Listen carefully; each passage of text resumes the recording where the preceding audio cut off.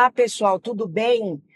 Hoje nós vamos falar a respeito da declaração do imposto de renda para pessoas físicas de 2025.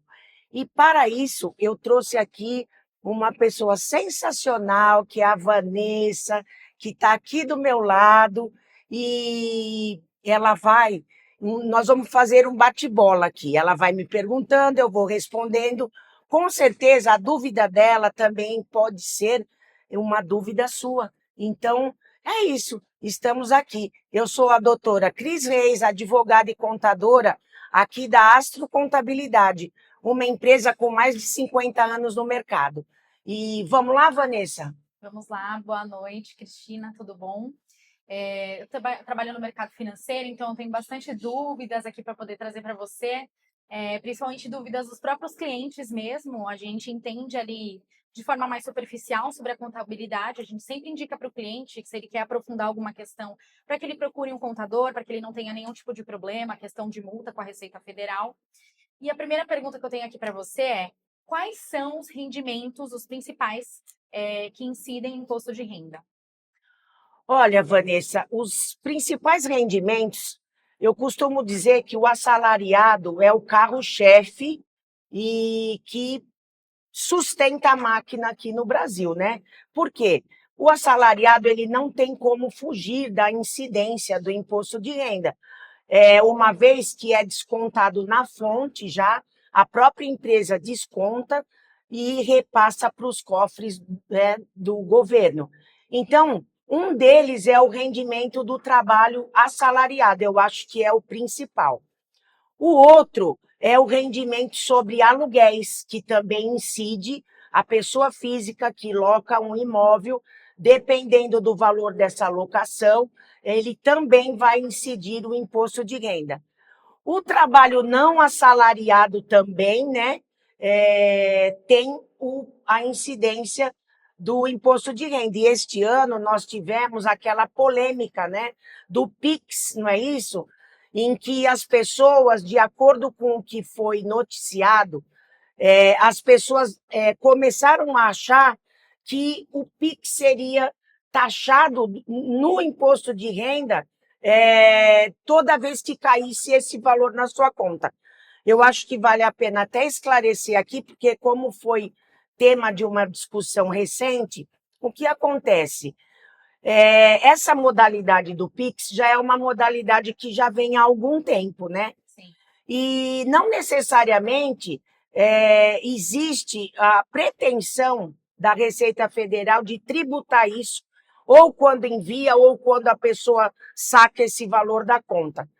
Mas eu acho importante os nossos ouvintes aqui saberem, né, que de fato o que ocorre toda movimentação na sua conta corrente, o governo ele tem acesso. Até das menores contas, de pequenas De instituições? todas. Eu vou dar um exemplo aqui que eu acho que vai ilustrar bem, né? Eu tive uma empresa fiscalizada aqui há tempos atrás pela Receita Federal. Então, vem um rol de documentos que nós temos que apresentar para o auditor fiscal. Nós juntamos todos esses documentos, na hora não existia o dossiê eletrônico, era ainda entregue fisicamente para o fiscal, e nós juntamos esses documentos e encaminhamos para a Receita Federal aos cuidados desse auditor. Uhum. Passado mais ou menos uns 10 dias, pasme você, que ele veio com uma relação de contas correntes do meu cliente e dizia assim para mim: Cristina, está faltando os documentos, os extratos do banco X. Aí eu falei para ele: mas como assim? Se ele não mandou, é porque ele não tem conta. Ele falou: não, ele tem conta sim e eu preciso desta movimentação.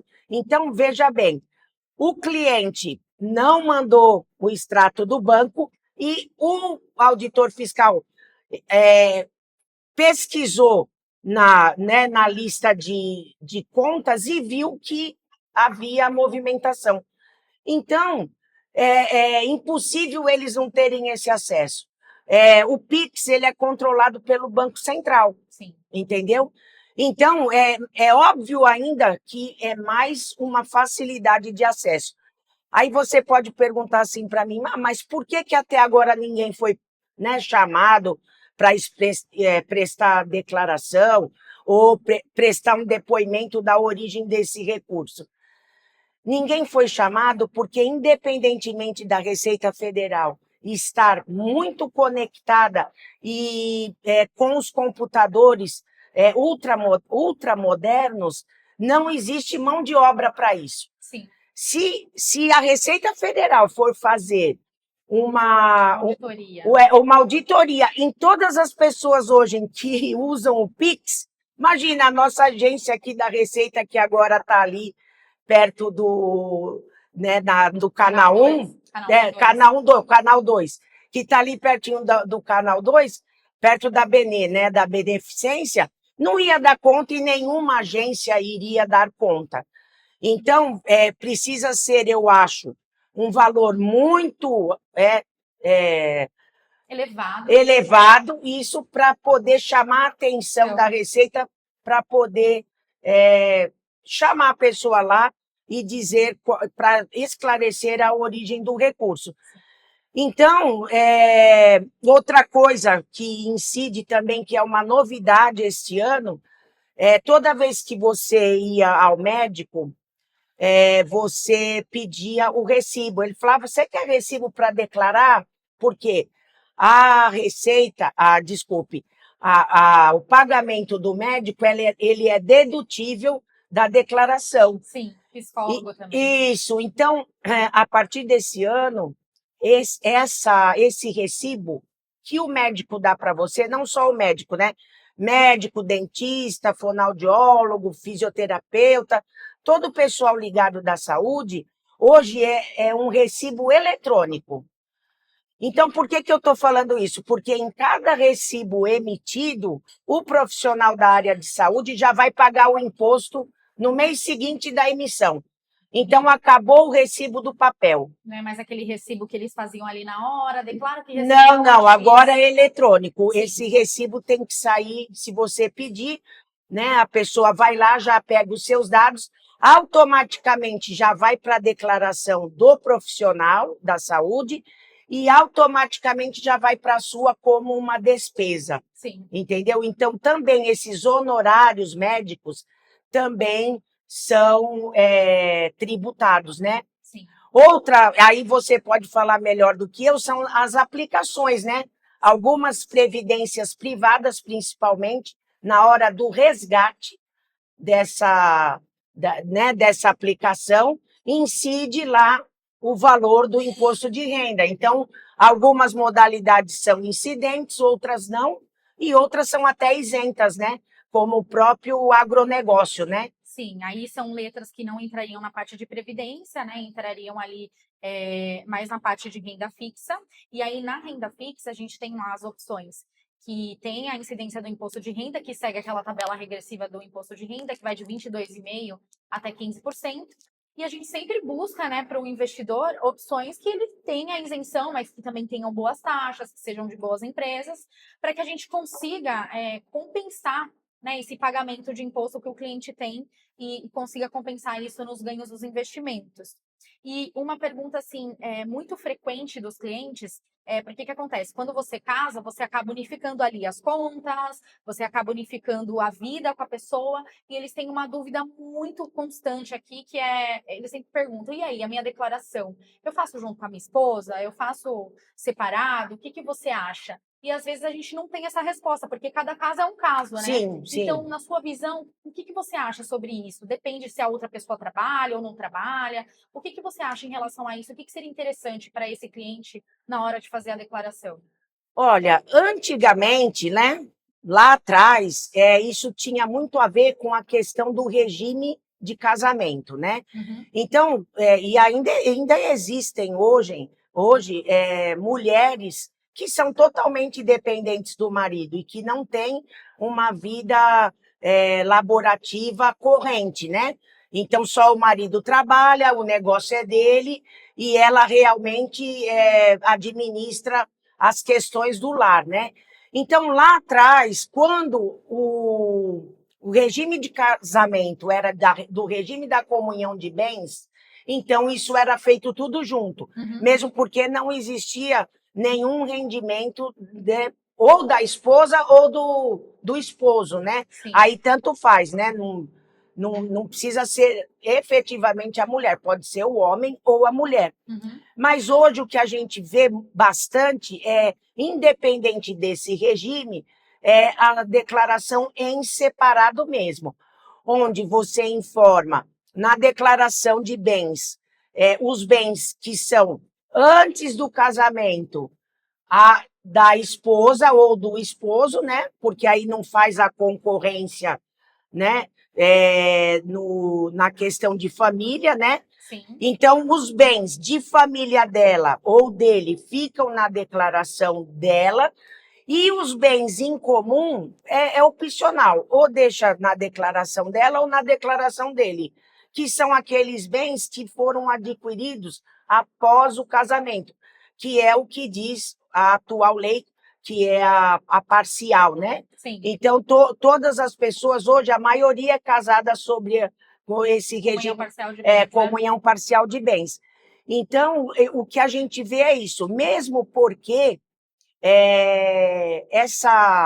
se a mulher trabalha e tem um rendimento, é mais vantajoso ainda fazer o separado, porque se somar os dois rendimentos, o do marido e o da mulher, a incidência é maior por conta da tabela. Sim, né? Verdade. Outra coisa que é importante esclarecer nesse aspecto é a dependência, né? Fazendo a declaração em separado, você não pode colocar o nome ou do esposo ou da esposa na declaração do outro como dependente. Certo. Entendeu? Porque aí quem declarou é como se fosse individual mesmo, é uma declaração em separado. Sim. Entendeu? Então, eu aconselho sempre a fazer em separado. Sim. Mesmo que ou um lado ou o outro não tenha nenhum bem. É raro você unir as declarações e ela dá um resultado tributário vantajoso. Normalmente, o resultado tributário vantajoso é quando você faz em separado. Agora, na dúvida, a gente faz os dois, né? Faz primeiro o separado, vê qual foi o resultado que deu, depois faz em conjunto, para realmente você falar, não, o separado é melhor, Sim. ou não, em conjunto é melhor.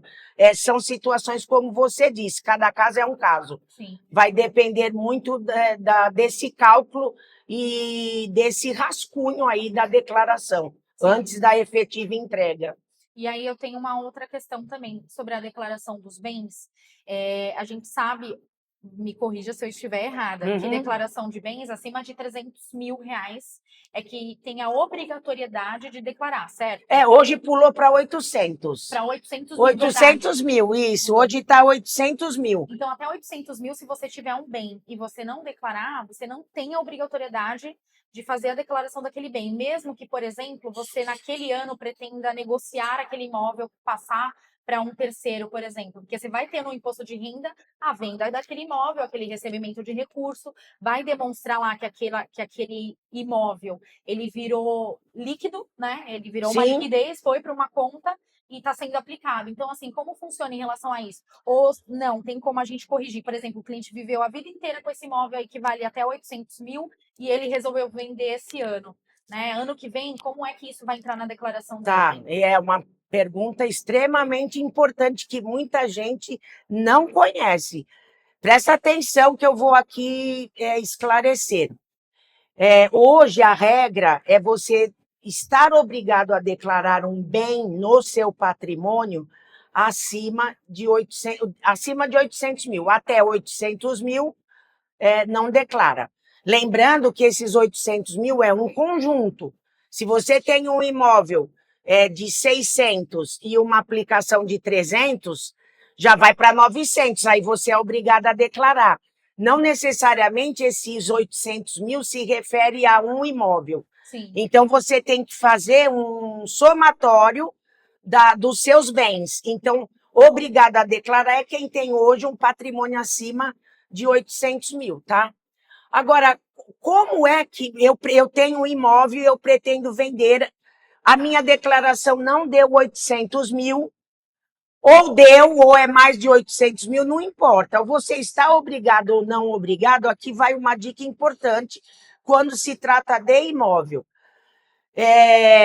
O imóvel, quando você vende ele, existe um programa chamado ganho de capital, tá? Então, nós estamos num determinado mês e eu vendi esse imóvel. Eu tenho até o dia 30 do mês seguinte para poder apurar se eu devo ou não imposto sobre a venda desse imóvel. Ou seja, você não vai esperar até o ano seguinte na entrega da declaração. Entendeu? Porque essa apuração ela é feita dentro do ano em que efetivamente ocorreu a venda. Essa informação eu não sabia. É muito importante, nem você e quase ninguém sabe. Uhum. Existe uma situação, inclusive nessa apuração, que você esteja isenta de pagamento de imposto. Porque se você tiver um único imóvel, tá? Se você vai vender esse imóvel para comprar um outro, a Receita Federal te dá uma isenção de imposto. E isso tudo é apurado no próprio ganho de capital. Então, também varia de situação para situação. Uhum. Então, é muito importante que a pessoa que vender um imóvel, ela procure um contador de confiança para poder fazer essa apuração. Sim. Porque mesmo se ele estiver isento, o sistema ele vai dar essa informação. Sim. Ele faz uma série de perguntas e no final ele dá essa informação. Olha, você não precisa pagar imposto. Ou não, você precisa pagar X e se você estiver dentro desse mês, você tem até o dia 30 do mês seguinte para pagar. Sim. Então, isso é muito importante. Esse ganho de capital, ele fica no sistema. No ano seguinte, a gente faz uma importação de dados. Certo. A gente importa os dados do ganho de capital para dentro da declaração do contribuinte. Sim. E aí todas as informações sobre a venda, inclusive com o nome de quem comprou, o CPF de quem comprou, qual cartório que foi passada a escritura, livro, folha, e vai por aí afora, entendeu? Sim. Mas é somente através do ganho de capital que você consegue fazer isso. O que a gente tem muito aqui? A pessoa desconhece o ganho de capital e quando vem declarar, o ano passado eu vendi um imóvel. Tá, mas o senhor fez o ganho de capital? Não, nem sei o que é isso. Se deixar para fazer no ano seguinte, o sistema vai cobrar juros e multa desde o mês da venda, entendeu? E esse é um sistema que qualquer pessoa tem acesso? Tá no site da Receita Federal. Não precisa necessariamente ir falar com o contador, tem como acessar. Mas aí para ter uma orientação não, melhor... se a pessoa tiver um domínio, né, de internet, de cálculo, ou né, não é nada, não é um bicho de 7 cabeças. Sim. Dá para fazer, dá para fazer. E assim, eu vejo que as pessoas têm um pouco de dificuldade, mas dá para fazer, entendeu? Está disponível, igual o imposto de renda, está disponível aí no site da Receita Federal. Chama Ganhos de Capital. Bacana essa informação, porque eu realmente não sabia. Eu acho que, assim, de verdade, eu nunca nem orientei nenhum cliente numa venda em relação a isso. Aí agora é bom saber que... Pronto, é importante, também acho. Junto com eles para fazer é um plus, né? Exato, tem que saber essa informação. E aí, eu queria perguntar para você também, quais são os bens que obrigatoriamente devem ser declarados? A especificidade do bem. Sim. Porque o valor a gente já sabe ali, o mínimo que a pessoa precisa ter ali para não ter que declarar. Mas, enfim, o que é verdadeiramente obrigatório, não só relacionado à questão do valor, a especificidade... Ai, corta tudo, gente. A especificidade do bem. Olha, se é barco, se é casa, se é... Na própria declaração de imposto, quando você baixa ela, né?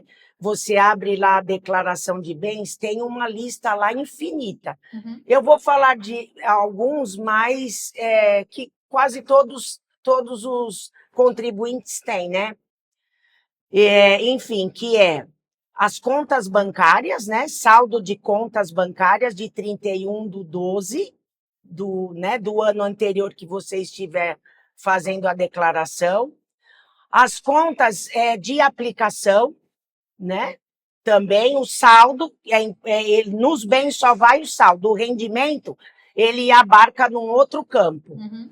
Então, ali, se eu tenho 300 mil aplicado, vai aparecer lá que em 31/12 do ano passado, eu tinha 300 mil aplicado, mais, sei lá, 5 mil reais na conta corrente, Uhum. tá? Carro, e aqui vai eu acho que cabe aqui um esclarecimento, né? Porque as pessoas normalmente falam assim, mas eu não vou contar o carro como bem, imagina, né? Eu não vou declarar, ou não vou. Agora, pensa você, por que o imposto de renda pede o Renavan do carro? Verdade. Se não é uma forma de identificar, né? Rastrear mesmo. Por que o documento do carro ele não é no RG, ele é no CPF? Se você olhar o documento do seu carro, ele vem CPF. Se você olhar a declaração, vem Renavan. Será que não tem aí uma ligação? Uma ligação? Se amanhã ou depois a Receita Federal quiser saber quais são os veículos, ou enfim, aperta um botão lá, põe o seu CPF e aí vem todos os dados dos veículos em seu nome, né? Ou dos veículos que passaram em seu nome, enfim. Eu acho que tem toda uma ligação. Barcos também, né? Barcos, aeronaves, né? E helicóptero, as criptomoedas também já são. Já estão sendo declaradas? Já são. Mesmo sem Tem um código específico para as criptomoedas. Ele não discrimina quais são, eles colocam criptomoedas, né? E a gente já tem tributação sobre os rendimentos das criptomoedas? Como é que está isso? Ou ainda não está definido? Porque eu lembro que estava em discussão. Não, olha, assim, eu posso falar uma besteira aqui, eu desconheço, e eu acho que ainda não foi regulamentado. Não foi regulamentado.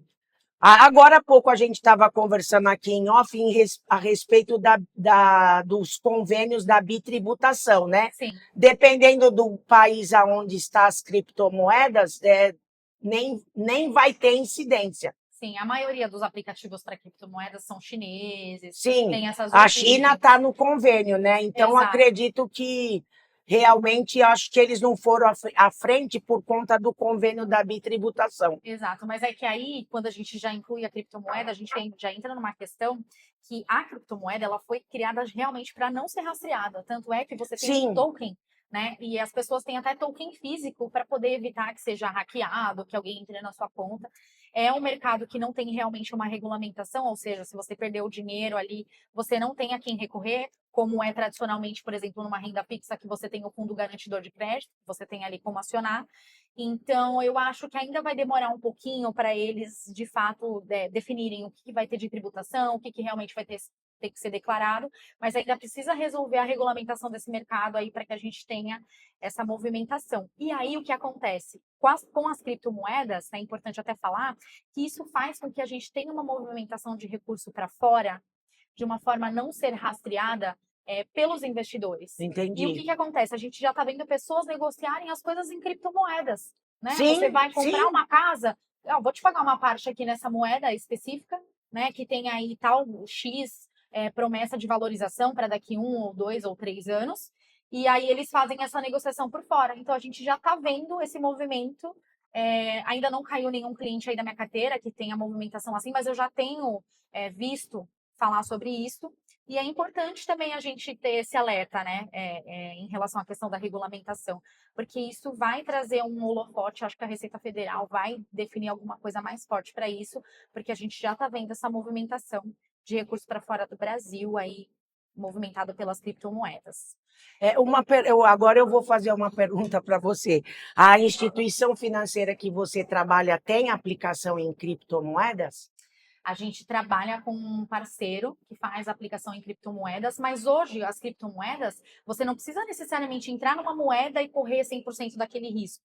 Você pode entrar em um ativo que espelha aquela moeda, ou você pode entrar num ETF daquela moeda. ETF é quando você tem o espelhamento da rentabilidade daquela moeda. E aí já são moedas que são regulamentadas, né? Entendi. Porque a gente movimenta lá no aplicativo da XP. A gente tem caminhado para esse mundo agora, os investidores eles estão cada vez mais buscando, porque realmente é um negócio estrondoso, né? A gente sabe que é questão de valorização de mais de 1.000 vezes, 2.000 vezes o valor. Mas também aquele valor ele pode virar pó, ele pode virar nada em pouquíssimo tempo. Sim. Então o investidor ele tem que estar muito ciente da questão da falta de regulamentação que não existe ainda, que não protege ele de fato, e dos riscos que ele corre, Sim. tanto para mais quanto para menos, Sim.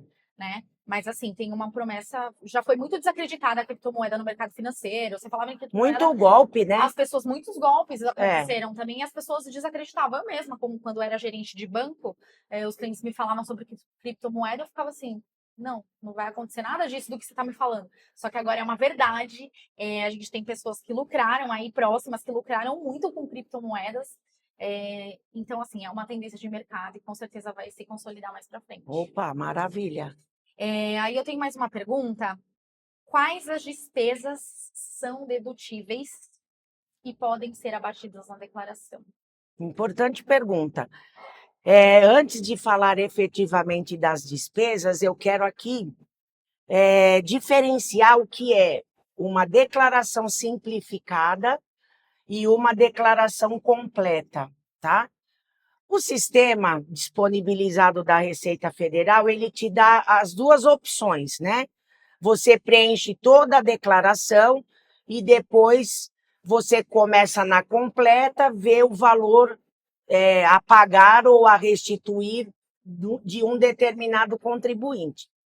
Depois, você põe na simplificada e compara esse valor, o que é mais vantajoso ou não. Na verdade, hoje não precisa nem clicar. No cantinho da tela, do lado esquerdo da tela embaixo, ele já te dá o resultado das duas modalidades. Lá no site do meu IRPF, né? Que você entra com a senha do Gov. Isso, você consegue acessar essas informações, né? Consegue.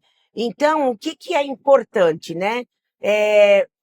Eu acho que independente do sistema fazer ou não esse cálculo, é importante as pessoas saberem o porquê que é simplificado, o que é a declaração simplificada e o que é a declaração completa.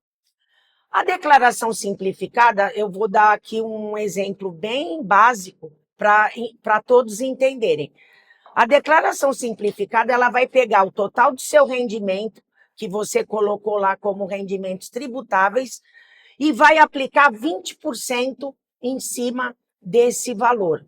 Então, um exemplo, se a pessoa declarou que ganhou 10 mil reais, ele aplica 20%, 2 mil reais. Então, ele está com uma despesa para abater de 2 mil reais, tá? Então, essa é a declaração simplificada.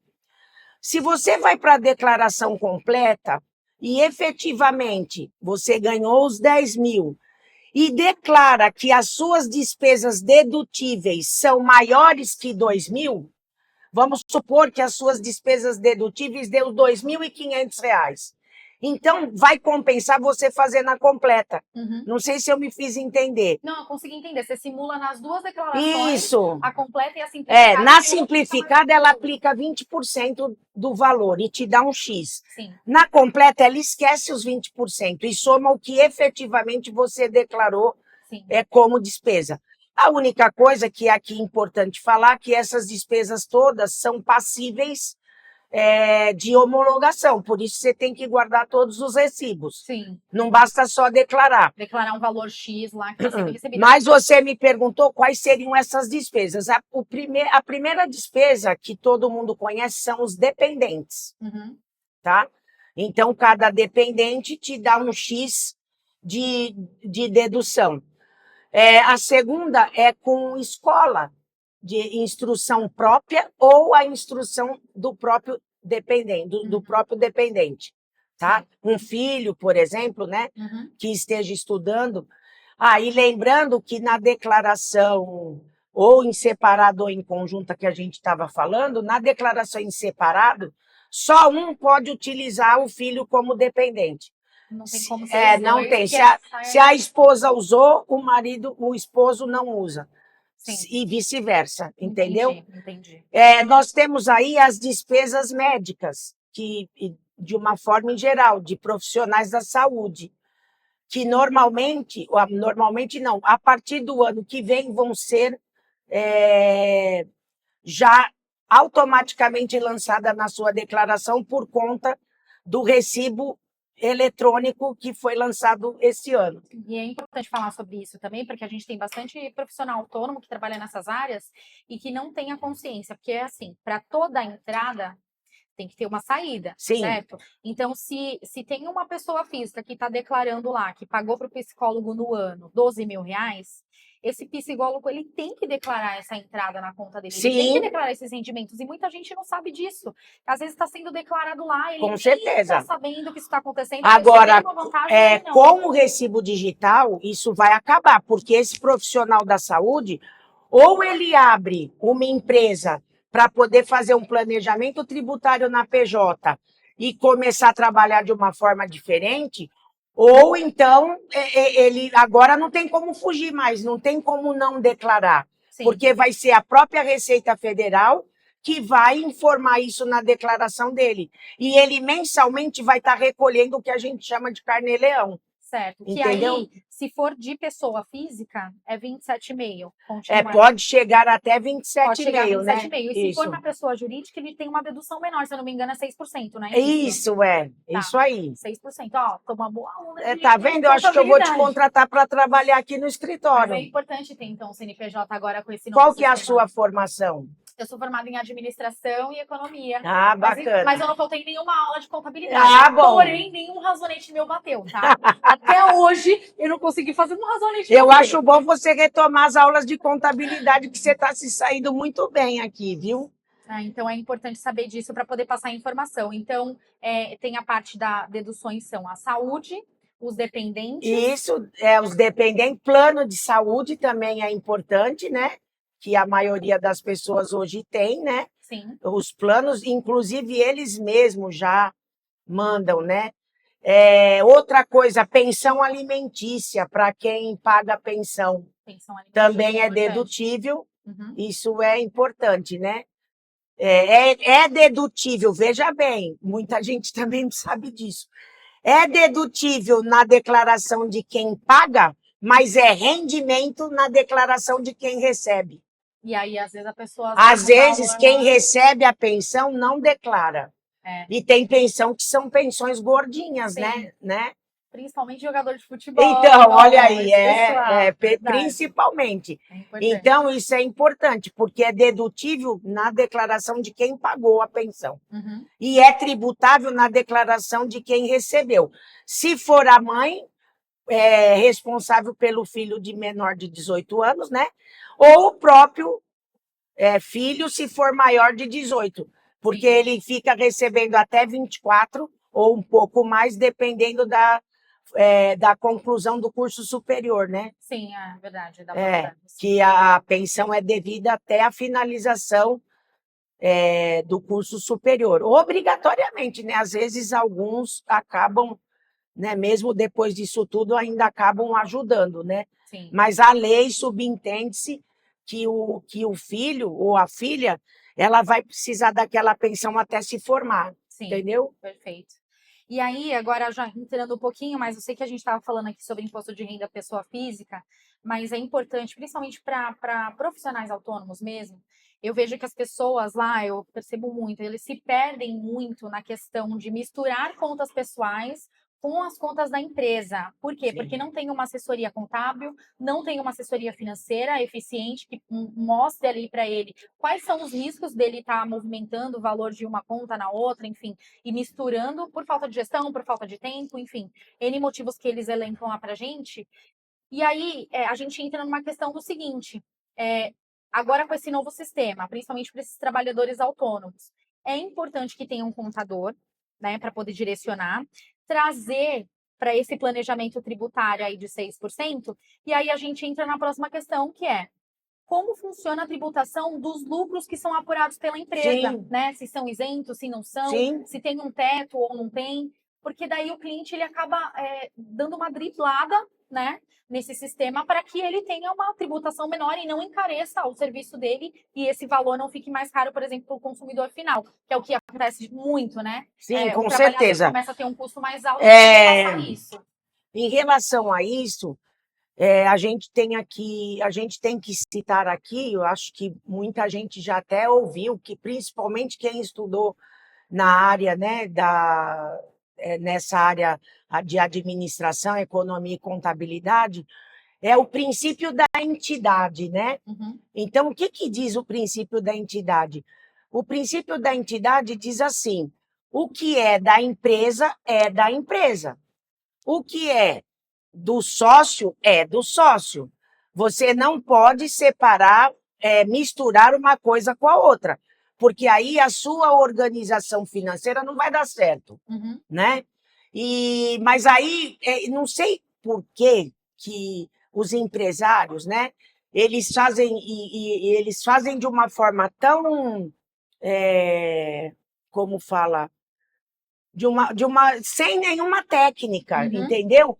E eles acham difícil separar as duas coisas, quando na realidade não é difícil, né? Eles não conseguem entender que empresa é empresa e que sócio é sócio, né? Então, veja bem, eu sou sócia aqui da Astro Contabilidade. Então, tudo que a Astro fatura, né? Ela vai para a conta dela, cai numa conta específica dela, o que ela paga, né? Para as despesas da Astro, a folha de pagamento. Nós temos 10 funcionários aqui, então toda essa movimentação de receita e despesa é tudo dentro de uma conta da Astro Contabilidade. Uhum. Tá, mas e como é que faz para poder ir para sua, né, para sua conta? Eu também não vou trabalhar de graça, né? Eu estou aqui, é óbvio. E outra coisa, se a empresa existe, qual é a única finalidade da empresa, ou a primeira finalidade? É o lucro. Exatamente. Não é? Até porque normalmente não é uma ONG, né? Então precisa. Ninguém é ONG, né? Exato. Normalmente não é uma ONG, então ela precisa dar lucro. Enfim, é desse lucro que a gente então faz a distribuição do lucro. Uhum. Especificamente no caso da Astro, eu mantenho ainda um prolabore de um salário mínimo para poder atender a legislação, mas eu sou aposentada, então não tenho por que eu estar com um prolabore alto. Isso também é uma questão de planejamento tributário e varia de caso a caso. Sim. De repente, eu posso ter um cliente que não queira ter um prolabore alto pensando numa futura aposentadoria. Sim. Entendeu? Então, varia muito de perfil para perfil. Uhum. Por que eu estou falando isso? Porque o lucro distribuído ele é isento. Eu transfiro o dinheiro da conta da Astro para a minha conta, todos esses valores vão para a minha declaração de imposto de renda como um valor isento. Está lá, se você procurar na linha de isento, tem um item, lucro distribuído da empresa. Uhum. Entendeu? Então, é muito importante. E, às vezes, a pessoa leiga, ela de bate-pronto, para que eu vou abrir uma empresa? Isso é besteira, eu vou pagar contador, vou pagar muito imposto, vou pagar... Entendeu? E na realidade não é assim, né? Fazendo uma boa gestão, um bom planejamento tributário, eu acho que compensa você pagar isso tudo e estar construindo, né, programando o seu progresso financeiro, Uhum. para a hora que chegar lá na frente realmente você ter tudo declarado, a sua vida, né, a sua vida patrimonial, ela ficar a contento, Ser né? contada. Porque é um perfil, Exato. tá, do empresário brasileiro, de não movimentar. É. E a questão também, aí é importante falar, mas aqui para a questão da minha área, é que a gente também trabalha lá com liberação de crédito, né? A gente trabalha com várias instituições, enfim. O cliente, quando ele não tem uma vida bem contada no imposto de renda, que, aliás, é um dos primeiros documentos que eu peço para poder analisar o perfil dele, é ali que eu leio, eu faço uma leitura. Quando ele não tem essa história contada, a gente não consegue criar um perfil de crédito bacana para ele. A gente não consegue, de repente, levantar uma operação de crédito imobiliário, de financiamento de veículo, ou qualquer outra coisa assim. Então, quando vem bem declarado, quando vem bem detalhado, é muito mais fácil da gente, lá na ponta financeira, conseguir aprovar crédito, esse monte de coisa que a gente... E muitas vezes ele não entende isso, não né? Entende, Ele não entende. Mas como? Eu tenho minha empresa, eu ganho tanto por mês, eu não sei o quê, mas cadê? É o papel, tem que estar no papel. Exato, né? Exato. E aí é onde surge a necessidade de você estar acompanhando isso tudo, e quanto mais cedo você começa, é melhor.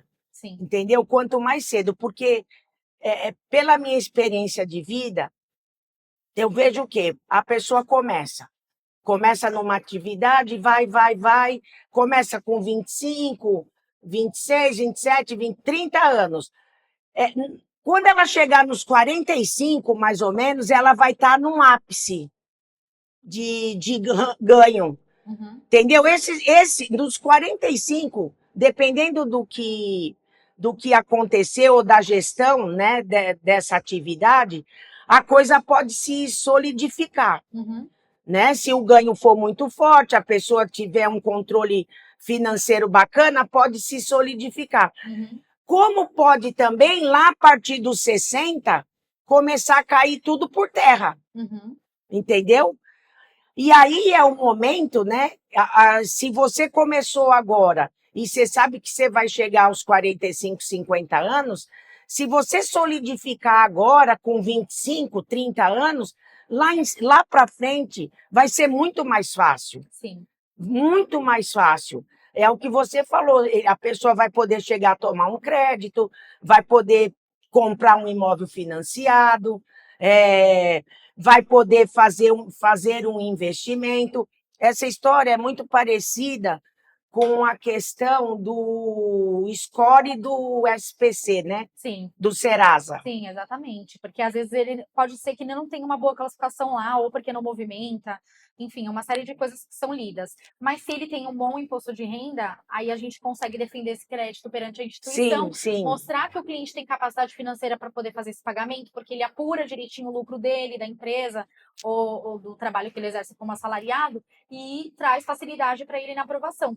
E aí que entra a parte também da assessoria financeira. Por isso que eu acho que assessoria tributária e financeira tem que andar lado a lado. É importante Com que tenha. certeza, Por quê? Porque quando você trabalha no mercado financeiro, você começa a mostrar para o cliente que está ali, vamos colocar entre 35 e 40 anos, já acumulou um capital, como é que ele vai fazer para multiplicar esse capital de uma forma que seja vantajosa para ele. E aí a gente utiliza várias ferramentas, como, por exemplo, carta de crédito ou um financiamento. O cliente quer aumentar patrimônio, mas ele não quer se descapitalizar. Como é que ele vai fazer isso? E aí a gente começa a trabalhar essas ferramentas. Porém, tem que estar tudo bem separado, tudo bem declarado. Sim, e o cliente precisa ter estruturado, né? Estruturado. É bem estruturado, eu acho que assim, é a palavra certa, né? Sim. Para esse... né, para esse objetivo, entendeu? E hoje, eu não sei se você já ouviu falar, hoje a gente tem uma ferramenta muito boa dentro da contabilidade chamada BPO fiscal, não, que é uma atividade em que você faz um gerenciamento dessas finanças, sabe? Através de um sistema, né, linkado com o banco do cliente, mas de uma forma com uma senha específica. Sim. Que você só vai ter acesso a informações importantes, Você entendeu? paga um sistema que... Aqui a gente tem esse sistema, Uhum. tanto para pessoas físicas quanto para pessoas jurídicas, entendeu? Esse sistema, ele dá um suporte financeiro para o seu cliente, Uhum. ao mesmo tempo que ele te dá uma série de relatórios, de informações, chama BPO fiscal. BPO fiscal. Aí o cliente paga uma mensalidade por esse Isso programa. e assim é uma mensalidade baixa até, Uhum. pelo que o sistema oferece. Ele também apura, por exemplo, o lucro em ações, em dividendos. Ele consegue fazer essa programação, porque a gente tem um sistema para ações lá, né? Sim. Que a gente indica para o cliente que faz muita movimentação, porque até 20 mil é isento, mas se ele faz muita movimentação, é importante que ele tenha esse sistema, para que o sistema mesmo já faça a leitura do que ele vai ter que recolher ali de DARF no mês seguinte. Não, o BPO não faz, tem. não. Normalmente, esse sistema, ele é disponibilizado pela própria corretora, né? Sim, sim. A gente XP tem uma tem, parceria, né? a gente tem uma parceria com uma empresa, Sim, que e essa presta empresa serviço. já linka a conta e já mostra Sim. para o cliente o que ele precisa recolher, o que não E precisa. cliente XP não paga ou paga? Paga. Mas deve ser Mas é um valor muito parceria. simbólico, exato. Porque hoje antigamente, nós contadores, nós fazíamos esse cálculo. Sim. Mas aí a coisa começou dependendo da movimentação, você sabe, né? Compra e vende todo dia, Exato. aí fica complicado. Como é linkado com o banco, fica mais fácil de fica fazer bem mais fácil, né? Bem mais fácil. Sim. E aí agora para 2025, como a gente teve agora, né, no começo do ano, várias emoções, vai ter Pix taxado, não vai, aí volta, enfim, a gente passou por uma turbulência muito grande, as pessoas até se perderam nas datas. Então fica aqui como uma última pergunta para você: qual é o prazo da declaração, né, o prazo inicial e final, né, que os clientes têm para poder fazer essa declaração? E o que você aconselha, porque normalmente no último dia todo mundo resolve sair naquela correria. Sim, com certeza. No último dia da declaração, aí o sistema cai, não consegue carregar a informação. Então, eu acho que até por questão para quem restitui, principalmente, quanto antes também fizer melhor. Sim, é verdade, essa é uma certeza. Bom, a declaração ela começa em 14 de março, ou seja, logo após, né, o carnaval, e vai até 30 de maio. Tá? Então, a gente vai ter aí 15 dias praticamente do mês de março, o mês de abril todo e maio todo. Sim. Então, não é motivo para deixar para a última hora, né? Hoje, não que seja vida ou morte, não é isso, porque foi o tempo que você ficava naquela, o sistema vai embolar, vai... Não, hoje é tranquilo. Mas dependendo do volume de documento, quanto antes melhor, né? E você que sabe que tem imposto a restituir, quanto antes você entregar, mais cedo vem a restituição. E se colocar o Pix, recebe mais rápido ainda. Então, hoje tem essa opção, né? Sim, para receber no Pix. Para receber no Pix. Então, é isso. E nós estamos aí se preparando. Justamente, eu quis fazer essa live antes, né, de começar o boom da entrega, para deixar aqui alguns esclarecimentos, e eu espero que a gente tenha passado, né, bastante informação aí. Sim. E foi um prazer estar aqui com você. O prazer foi todo meu. Conhecer pessoas é tudo de bom. Obrigada, Cristina. Obrigada a você. Sucesso, viu? Para nós. Para nós.